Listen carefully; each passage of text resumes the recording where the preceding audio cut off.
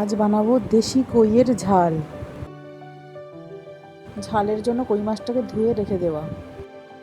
মাছের মধ্যে লবণ, হলুদ গুঁড়ো, লঙ্কা গুঁড়ো দিয়ে মিক্সড করে রেখে দেবো। তেলটা খুব গরম হয়ে যাওয়ার পর মাছগুলোকে দিতে হবে, তাহলে কই মাছগুলো খুব ভালোভাবে ভাজা হবে। মাছগুলো দেশি মাছ, এই জন্য একটু সাইজে ছোট ছোট। ঝালের জন্য আমি আলু পিস পিস করে কেটেছি আর পেঁয়াজ কুচিয়ে নিয়েছি। কিছুটা পরিমাণ পেঁয়াজ গ্রেট করেছি আর রসুন পেস্ট করেছি। মাছ ভাজা তেলের মধ্যেই আলুগুলোকে অল্প পরিমাণে ভেজে নেব।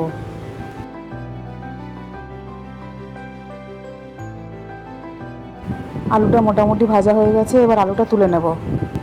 আলু ভাজা তেলের মধ্যেই গোটা জিরে ফোড়ন দিয়ে দিলাম আর কুচিয়ে রাখা পেঁয়াজগুলোও দিয়ে দিলাম। গ্রেট করে রাখা পেঁয়াজটাও পেঁয়াজ কুচির সাথে দিয়েই ভেজে নেব। দুটো একসাথে মিক্সড করে ভেজে নিতে হবে। অল্প পরিমাণ লবণ দিয়ে দিলাম।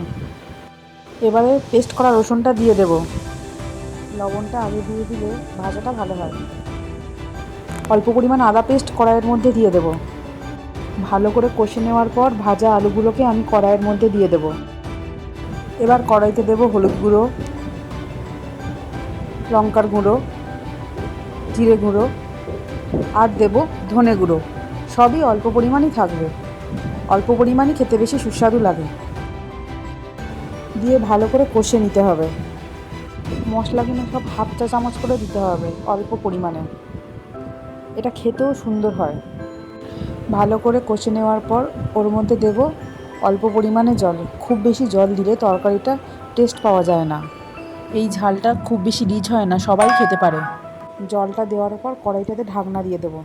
ঝালটা ফুটে ওঠার পর কই মাছগুলোকে দিয়ে দেবো, দিয়ে 10 মিনিটের জন্য ঢাকনা দিয়ে দেবো। কাঁচা লঙ্কা কুচি দিয়ে দেবো। আগে যেহেতু অল্প করে লবণ দেওয়া, তাই লবণটা একটু চেক করে নেবেন। রেডি হয়ে গেল কই মাছের আলু দিয়ে ঝাল। গরম গরম ভাতের সাথে খেতে দুর্দান্ত লাগে।